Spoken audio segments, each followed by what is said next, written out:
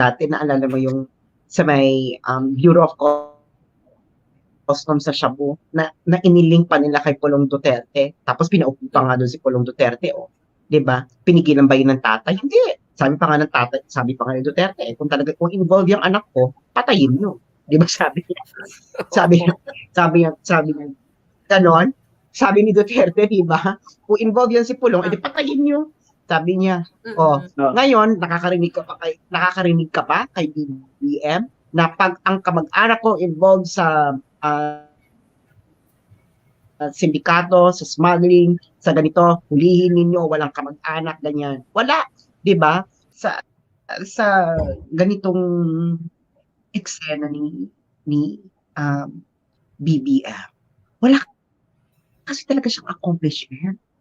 Yun ang totoo, wala siyang accomplishment. Lahat ng ano niyan, lahat